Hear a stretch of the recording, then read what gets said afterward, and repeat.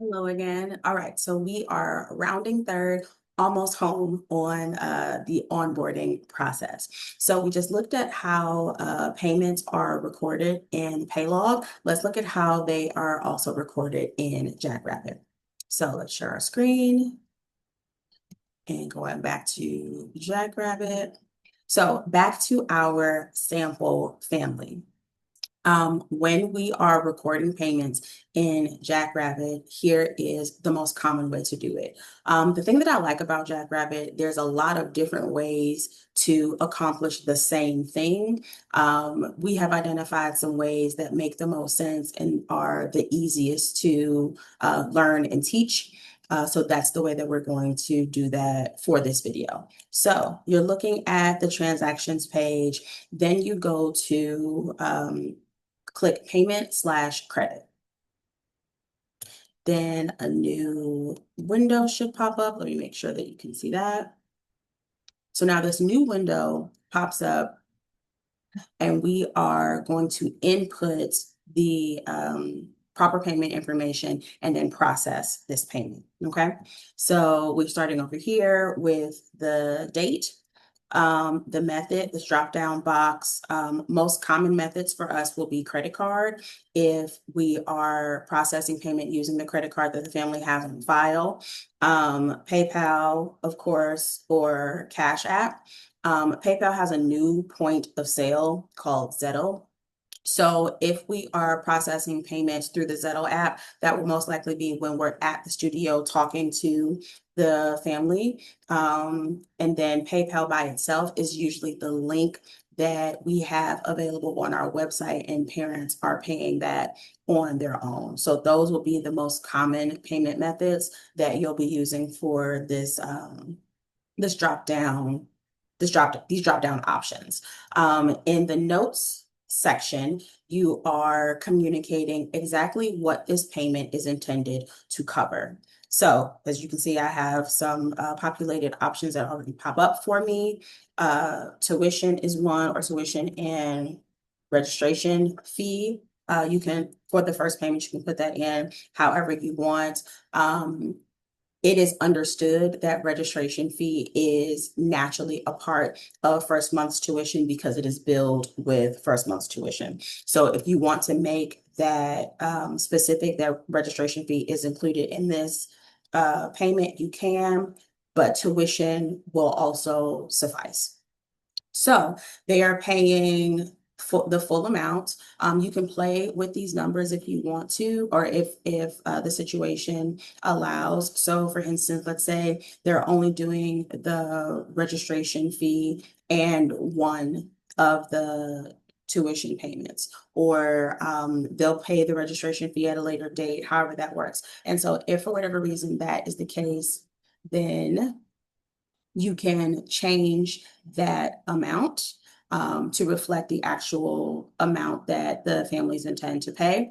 And then you can apply this number to these apply amounts in this last column. You do that by either clicking apply to newest fees or apply to oldest fees, or you can literally click the actual line item that you want that payment to be applied to. So 3 different ways that you can do that. The most common way that we do it is just apply to newest fees first. So let's say that happens. Apply to newest fees first. So you can actually see how that payment was broken up across all of the transactions or fees that are posted in this dancer's account. We are actually going to do the entire amount. So that is 228. So we're going to go back and change that. 228, 10, and then we're going to apply it again. And now you see that the numbers have changed and that this amount will then apply to the entire payment. Okay. So if the family is paying using the credit card that they have on file, then you put credit card as the method from your drop down options, and then you click use card on file. think then you'll click submit, and then the system will let you know if the payment was successfully processed. If they are not using their card on file, maybe they're paying via PayPal or Cash App, then you change that method here, apply it, making sure that everything else is accounted for. And then you will, once we process that payment, apply to new fees, and then you save payment. So if you are using the option of use the card on file, you do not have to click save. It will process automatically. If you are using a different option than the card on file, then you will actually have to click save payment. So just be mindful of that depending on how the family pays, to make sure that that payment is adequately recorded in the dancer's account. So I'm going to show you what that looks like if they chose Cash App. So we're going to do that, click save payment, and now we're going to go back to, it should take you back to the transaction page of that family's account. And now we see highlighted in yellow that account, that payment has been recorded in the system. So here's again color coding, because we love it. Color coding that Jackrabbit actually has in their system. So yellow means that the payment has been made and it has been accounted for in the Jackrabbit system, which is why we highlight our payments in our pay log in yellow as well. So we have that continuity of color. If we were to delete this, or if we make a mistake, we go into the editing icon, unlink the fees. Let's make sure that we see this.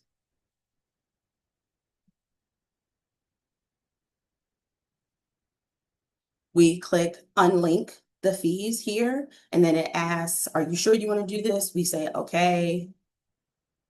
Okay, so now we see that that amount has been unapplied. This will allow us, if we need to, we can make edits to the amount in case we put the amount in incorrectly, or a number of different reasons. If we made a mistake and put this payment in the wrong family's account, again, that is a no-no. Please pay very close attention to what you're doing so that you are not doing that. But things happen, and we have ways to be able to correct any mistakes if they should happen. So close, and then going back into that window.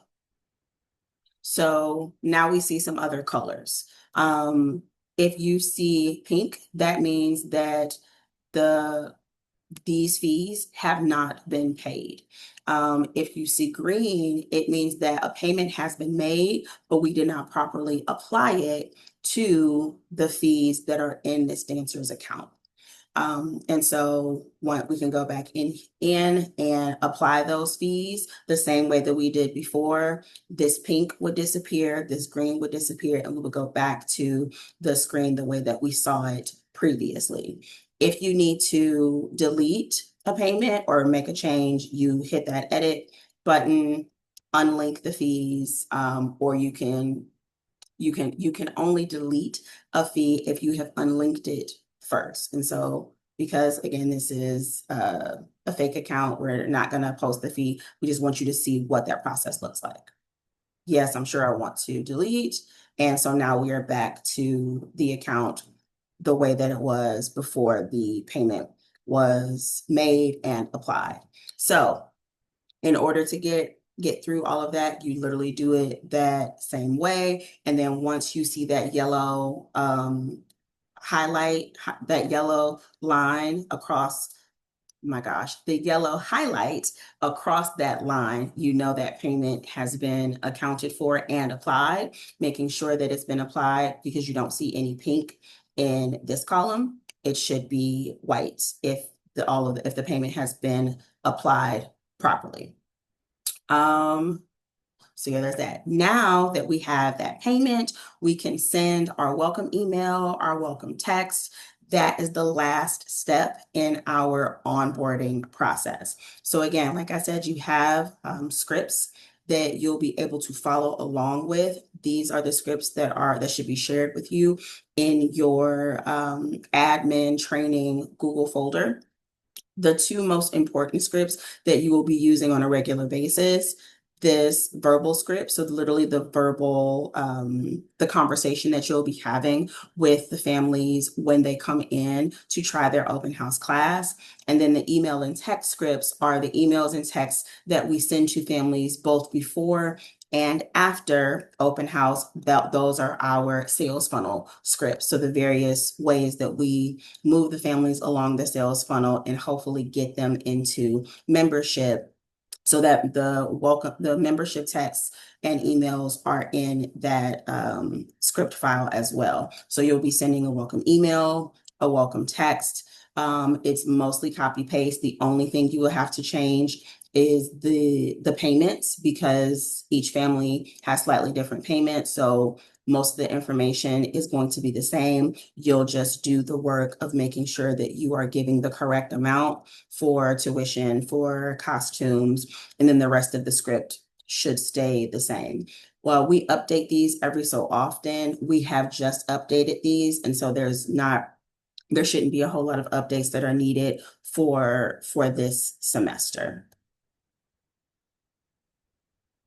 And now we have successfully completed the onboarding process. The only thing left is keeping track of our key performance indicators, or KPIs.